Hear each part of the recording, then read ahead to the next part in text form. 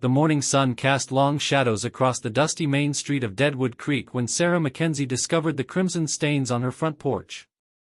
Her heart hammered against her ribs as she knelt beside the dark patches, still wet despite the Dakota Territory's unforgiving heat. The metallic scent made her stomach lurch, but it wasn't the blood that terrified her most, it was the torn piece of her husband's blue checkered shirt clutched in her trembling fingers. Thomas had been wearing that shirt 5 days ago when he kissed her goodbye, promising to return before supper with news that would change their lives forever. 5 days of sleepless nights, cold meals, and her children asking questions she couldn't answer. 5 days of telling herself he was simply delayed at the mines, that the foreman had kept the men working late shifts again. But the blood told a different story. Sarah's 7-year-old daughter Emma appeared in the doorway, her bare feet silent on the wooden planks. "Mama, why are you crying?" The innocence in those wide blue eyes, so much like Thomas's, made Sarah's throat constrict. Behind Emma, 5-year-old Billy clutched his wooden horse, the toy Thomas had carved during their first winter in Deadwood Creek.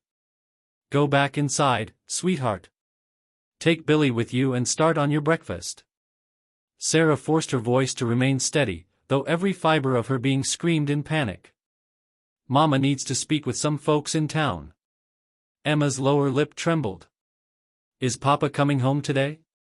The question shattered what remained of Sarah's composure, but she managed a weak smile. "I'm going to find out, darling. I promise."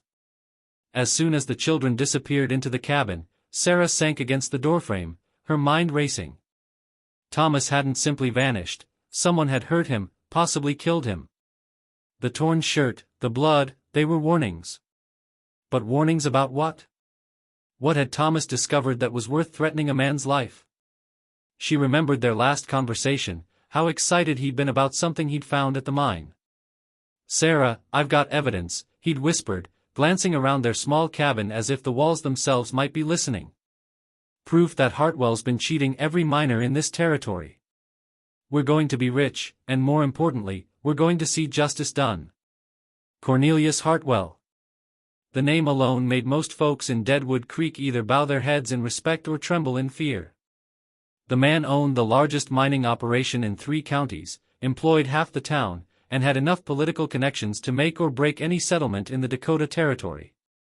He was also ruthless enough to eliminate anyone who threatened his empire. Sarah wiped her eyes and stood, her decision crystallizing with each heartbeat. If Thomas was dead, she owed it to him to finish what he'd started. If he was alive somewhere, she owed it to him to find help. Either way, she couldn't cower in her cabin while her husband's fate remained unknown. The first door she approached belonged to Martha Henley, the baker's wife and one of the few women in town who'd shown Sarah kindness when they'd first arrived. Martha answered quickly, flour dusting her apron and concern creasing her weathered face. "Sarah, dear, you look terrible. Come in, come in." "Martha, I need help. Thomas has been missing for 5 days, and this morning I found blood on my porch with a piece of his shirt." Sarah's words tumbled out in a rush. "I think something terrible has happened to him." Martha's face paled, and she glanced nervously toward the street. "Lower your voice, child. You never know who might be listening." She ushered Sarah inside, but her movements were tense, fearful. "Have you considered that maybe Thomas just left?" "Left?" Sarah's voice rose despite Martha's warning. "Left his wife and children? Left everything we've built here? Martha, you know Thomas. He'd never abandon his family. Men do strange things sometimes, especially when they're under pressure." Martha's eyes wouldn't meet Sarah's. "Maybe it's better to just accept what's happened and move on. You could take the children back east, start fresh somewhere safe." Sarah stared at her friend in disbelief. "Safe? You think I should just abandon my husband and run away? I think you should consider what's best for those children upstairs." Martha's voice was barely a whisper now. "Some fights aren't worth fighting, Sarah. Some powerful men aren't worth crossing." The message was clear, even if Martha couldn't speak it aloud. Everyone in Deadwood Creek knew who the powerful man was, and everyone knew what happened to those who crossed him. Sarah left Martha's kitchen with a heavy heart, realizing that fear had already claimed her first potential ally. The hardware store owner, Jim Bradley, was even more direct in his rejection. "Can't help you, Mrs. McKenzie. Got my own family to think about." He'd barely let her finish explaining before turning away, his hands shaking as he pretended to organize his inventory. At the general store, Mrs. Colbert listened with sympathetic nods but offered only empty platitudes. "I'm sure he'll turn up, dear. These mining folk, they get caught up in their work sometimes." But when Sarah pressed for actual help, for someone to search the mines or question the foreman, Mrs. Colbert suddenly remembered urgent business in the back room. Door after door yielded the same response. The schoolteacher claimed she had no authority in such matters. The bank clerk suggested Sarah contact the authorities in Rapid City, knowing full well that was a 3-day journey she couldn't make with 2 young children.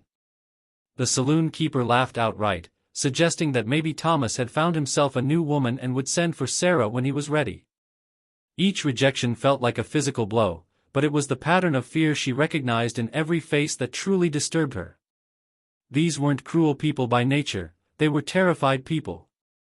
Terrified of asking questions, terrified of getting involved, terrified of drawing attention to themselves. The entire town was living under a shadow of intimidation, and Sarah was beginning to understand just how alone she truly was. By midday, she'd knocked on 8 doors and received 8 variations of the same message: stay quiet, stay invisible, and maybe you'll stay alive. But silence wasn't an option, not when her children's father might be lying wounded somewhere, not when the man she loved might be counting on her to save him. The 9th door belonged to Robert Sterling, one of Thomas's fellow miners. Surely, if anyone would help, it would be someone who worked alongside her husband, someone who understood the dangers they all faced in Hartwell's employ. Robert answered her knock with dirt still caked under his fingernails and exhaustion etched in every line of his face. When he saw Sarah, his expression shifted from weariness to something approaching panic. "Mrs. McKenzie, you shouldn't be here. Robert, please. Thomas has been missing for 5 days. I found blood on my porch this morning, and a piece of his shirt. I need to know what happened to him." Robert glanced quickly up and down the street before stepping outside and closing the door behind him. "You need to stop asking questions, Sarah. You need to take those children and leave Deadwood Creek today. What do you know? Robert, tell me what you know about Thomas. I know that asking questions about missing miners is a good way to become a missing miner yourself." His voice was barely audible, but the terror in his eyes spoke volumes. "I know that some things are better left buried, and I know that your husband was stirring up trouble he couldn't handle." "What kind of trouble? What did Thomas find?" Robert shook his head violently. "I can't. I won't.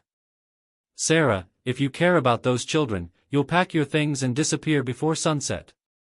Don't tell anyone where you're going, and don't ever come back." Before Sarah could respond, Robert had slipped back inside his house, leaving her standing alone on his porch with more questions than answers. But his fear had revealed something important. Thomas hadn't simply stumbled across information by accident. He'd been investigating something, stirring up trouble, asking dangerous questions. And now she was following in his footsteps, knocking on doors and demanding answers that someone desperately wanted to keep hidden.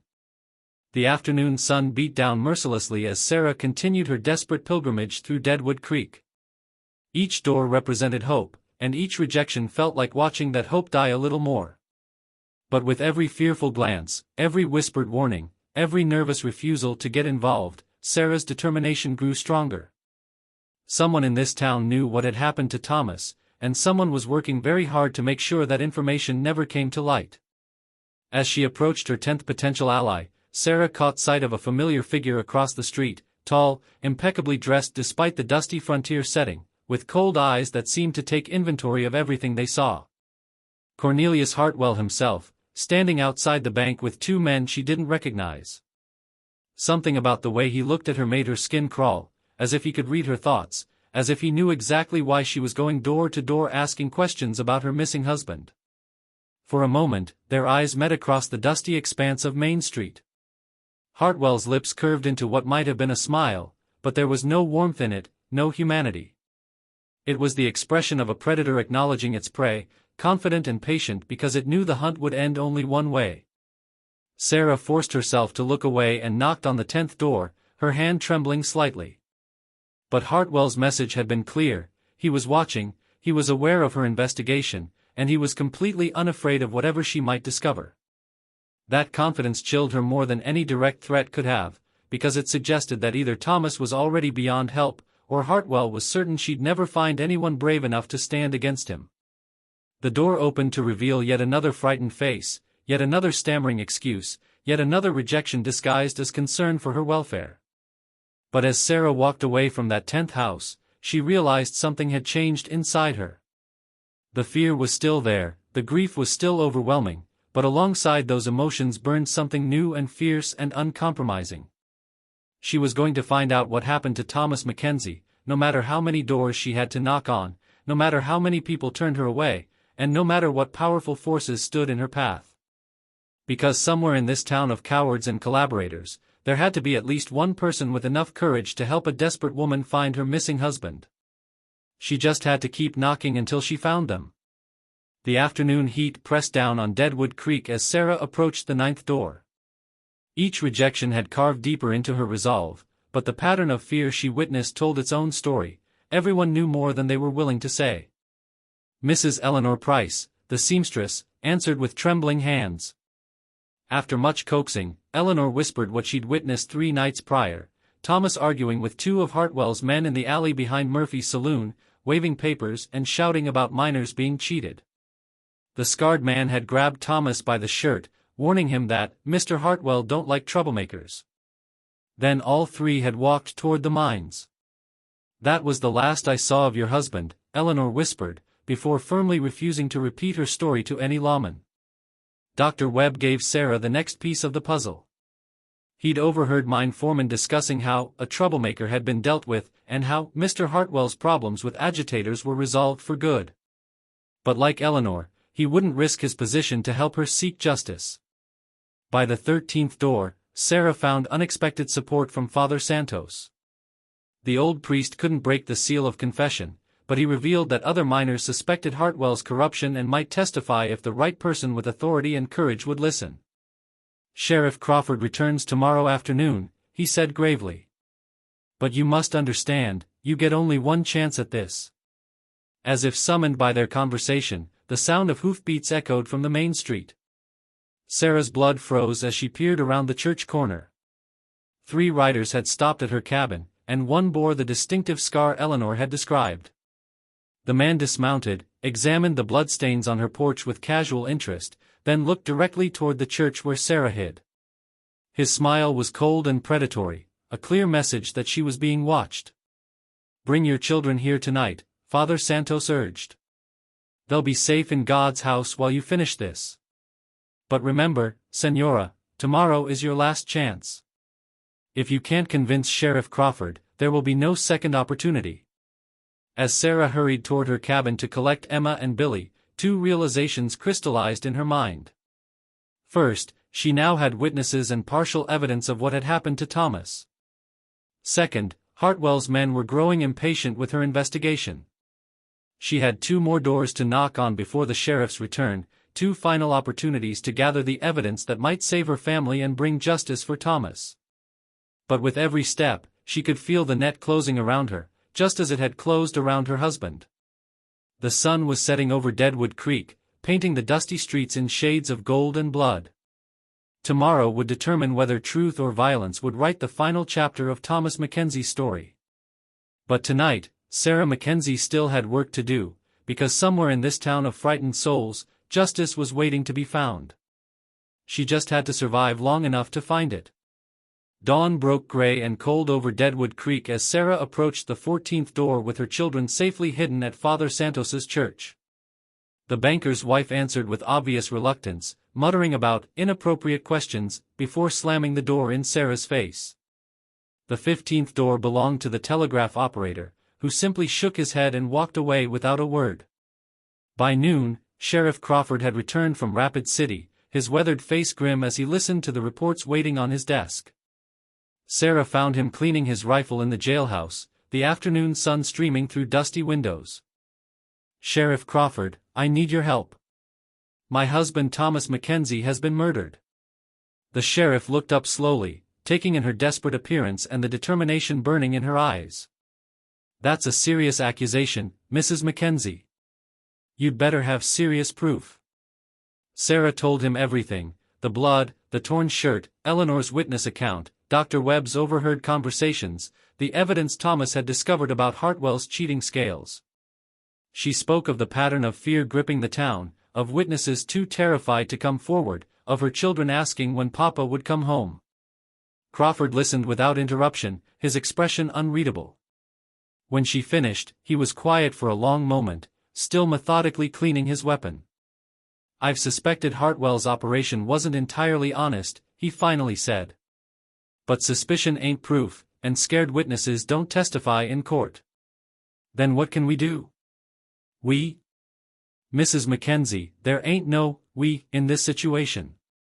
There's me, doing my job according to the law, and there's you, a widow who needs to accept hard truths."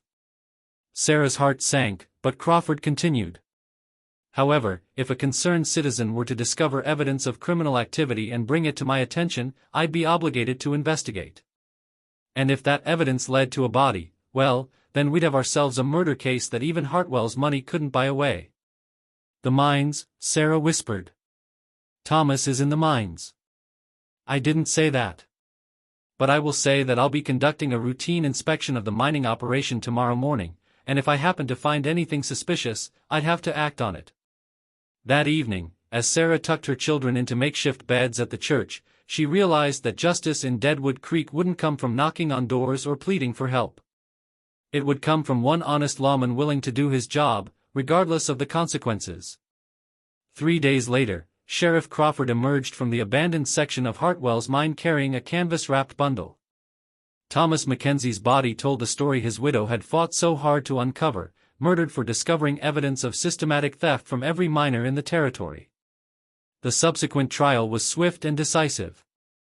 Faced with physical evidence and Crawford's uncompromising investigation, several miners finally found the courage to testify. Hartwell's empire crumbled as quickly as it had been built, constructed on lies that couldn't withstand the light of truth. Sarah McKenzie learned that sometimes justice requires more than knocking on doors, sometimes it requires finding the one person brave enough to open them. In a town full of locked hearts and closed minds, Sheriff Samuel Crawford had been her 16th door, and the only one that truly mattered. As she and her children boarded the stage to Denver, Sarah carried with her the knowledge that Thomas's death hadn't been in vain. The scales at Deadwood Creek's mines would weigh honest now, and the men who worked them could sleep without fear. Sometimes, in the unforgiving landscape of the American frontier, one person's courage was enough to change everything. Sarah had knocked on 15 doors begging for help, but on the 16th, she'd found justice itself.